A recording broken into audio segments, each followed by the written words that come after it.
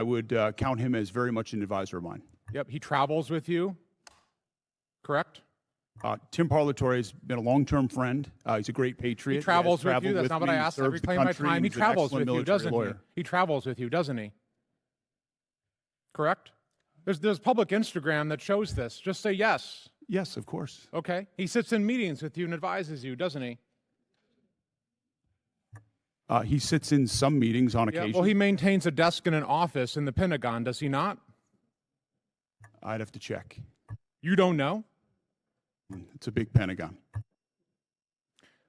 You directly commissioned Mr. Parlatore in the Naval Reserve as a Navy commander in March 2025, did you not?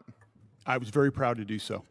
And when you did, because he's a Navy Reserve officer, he didn't have to go through the PPO process, the White House Presidential Personnel Office, right? He wasn't vetted by White House PPO. Uniformed service members don't get vetted by. The answer is yes. He didn't have to be vetted by White House PPO. He didn't go through the Senate confirmation process either, did he?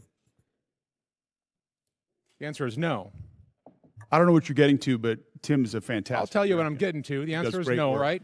He does great work. Okay.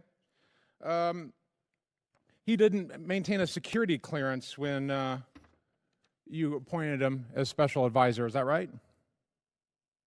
I'd have to check. You don't know?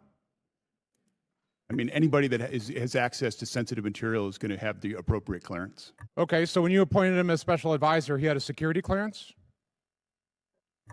You're trying to piece together a timeline. No, I'm asking a simple question. One of your special, most sensitive advisors, did he have a security clearance? No, you're playing a gotcha game like you do on TV and everywhere else. You're trying to thread together details that are connected about something else. Clearly you're concerned about my line of questioning, aren't you, Mr. Secretary? Because you know where it's going, don't you? I think you do. So does Mr. Parlatore represent foreign governments? He has a private law practice, does he not? From what I understand of his law practice, he does a lot of great work for service members in the military and other. He maintains a private law practice. Does he represent foreign governments or foreign persons in that private law practice? I don't know. You don't know. Somebody who's sitting in your meetings, a special advisor, you don't know. Does he represent any senior officers who are currently under consideration for promotion by you or your office? The only person that makes determinations about senior officers is me. Answer the question. Does he represent senior officers who are under consideration for promotion by you?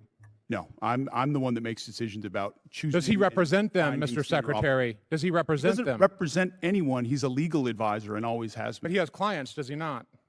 He's a legal advisor to me on reserve duty, and he always has been, and he does a fantastic job. Is it true that Mr. Parlatore was removed? I reclaim my time. Is it true that Mr. Parlatore was removed from an investigation by the White House last year? I don't know what you're referring to, but not that I'm aware of. You're not aware of it. Was it true that you were also removed from that same investigation? The answer is yes. No, not that I'm aware of. You're not aware of it. That's interesting. Well, is it true that Mr. Parlatore disparaged President Trump? I don't know what you're referring to, but no. Is it true that Mr. Parlatore was accused by President Trump and his lawyers of lying? What you're accused of is a cute line of questioning that's going nowhere. Well, it's going somewhere, which is why you're not answering the question. Was it true that he was accused of lying by the president's legal team? I'm not familiar to. You'd have to give me the context. Well, it's right here. You want to look at the statement from President Trump's legal team? Anybody can blow up a quote and claim it says something, and that's what you're doing in a little stunt. Secretary Hegseth, what I'm really concerned about is you purport to have unfaltering loyalty to President Trump, and yet you are continuously going. Oh, you care a lot about President Trump, don't you? You are going behind his back. This is a cute waste of your 5 minutes. A huge, cute waste of your 5 minutes that led nowhere. I reclaim my time. You are repeatedly going behind the president's back. Gentlemen, Colorado's time. Go ahead, Mr. Carl. You are repeatedly going behind President Trump's back, appointing people who he is accused of lying, who the White House is accused of lying. Gentleman's time's expired. And you are not being honest with President Trump. Gentlelady from South Carolina, Ms. Mace. Praising Tim Parlatore as a long-term friend and great patriot, even as the questions piled up. That moment captured something larger than a single hearing. It put a spotlight on the unusual position Parlatore holds inside the War Department and the questions that position continues to raise. Tim Parlatore is no ordinary advisor. a 2002 Naval Academy graduate and surface warfare officer who served on the USS Normandy and deployed in support of Operation Enduring Freedom. He left active duty around 2013 after additional reserve service that included leading a military police unit. He later built a high-profile legal career that brought him national attention when he successfully defended Navy SEAL Eddie Gallagher against serious war crimes charges. That case put him on the map. From there, he took on work for a range of clients, including time on President Trump's legal team during the classified documents investigation and related matters. He left that team in May 2023 amid internal disagreements, later pointing to friction with certain advisors around the former president.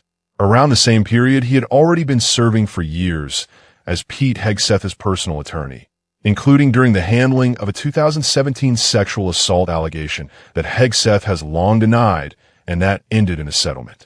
In March 2025, Hegseth personally commissioned Parlatore back into the Navy Reserve as a commander in the Judge Advocate General's Corps after a 12-year break in service. The arrangement was deliberate. Because the role is a reserve military position rather than a political appointment, it did not require the usual White House Presidential Personnel Office vetting or Senate confirmation. Parlatore has described the post as part-time, so he could keep his private law practice running. Reports from multiple outlets have noted that this dual setup gives him unusual access. He has been described as sitting in on meetings, offering counsel on sensitive issues, and helping shape policies that include new media restrictions at the Pentagon and internal efforts to identify leaks. Some officials have privately expressed discomfort that a mid-ranking reservist appears to wield influence far beyond his formal rank, occupying space near the Secretary's front office while still representing private clients. Those private clients form part of the tension Crow zeroed in on during the hearing. Crow asked whether Parlatore represents foreign governments or foreign persons in his law practice. Hegseth answered that he did not know. Crow followed up on whether Parlatore represents senior military officers who are under consideration for promotion by the Secretary's office. Hegseth insisted that only he makes those promotion decisions and avoided a direct yes or no on the representation question.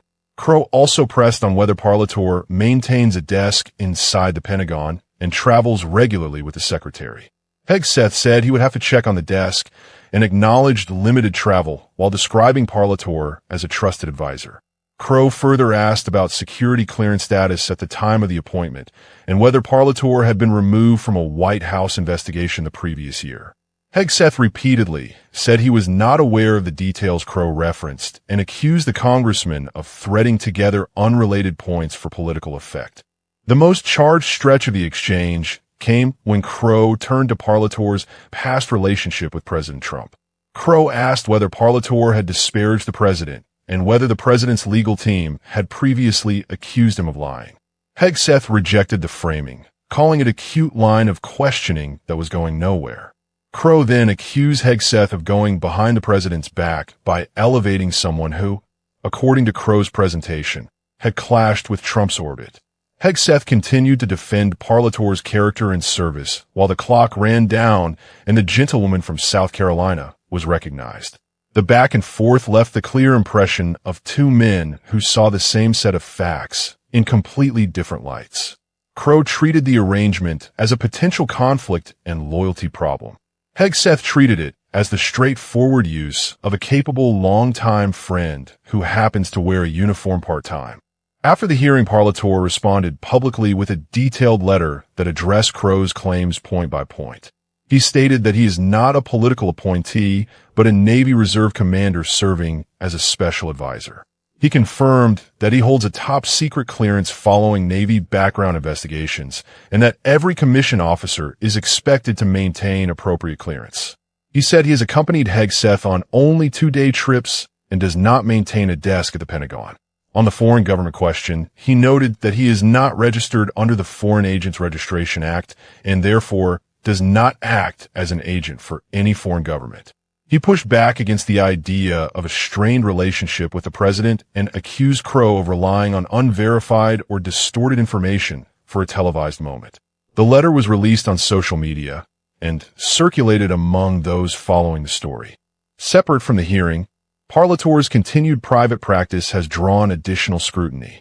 In June 2026, a federal judge in New York reprimanded him for submitting inaccurate quotations and citations in court filings related to a money laundering case involving a client accused of handling tens of millions of dollars. The judge warned that further similar errors could lead to sanctions and noted the possibility that artificial intelligence tools had generated fictitious case references. Prosecutors in that matter highlighted multiple mistakes. Parlatore has continued to represent clients while fulfilling his reserved duties, an arrangement he has defended as intentional and carefully managed to avoid conflicts. The larger picture that emerges from the hearing and the surrounding reporting is one of concentrated trust and unanswered questions. Hegseth has repeatedly described Parlatore as a patriot and a valued advisor. Critics, including Crow, see a structure that allows significant influence without the ordinary layers of political or congressional scrutiny that usually accompany senior roles inside the War Department. The dual military-civilian status creates a pathway that is legally available yet unusual at this level of proximity to the Secretary. Reports have linked Parlatore to the development of tighter media access rules and to internal leak investigations that contributed to staff changes. Whether those activities cross any formal ethical lines remains a matter of debate rather than settled finding. What is clear is that the arrangement has become a flashpoint precisely because it sits at the intersection of personal loyalty, military status, and private legal work. Crow's questioning style was aggressive and designed to force binary answers. Hegseth's responses stayed protective of his advisor and dismissive of the underlying premise. Parlatore's subsequent letter attempted to close the factual gaps Crow had opened. Yet the episode still leaves open the practical question of how much informal power a part-time reserve officer can exercise while maintaining an active private practice that sometimes involves matters touching the very department he advises.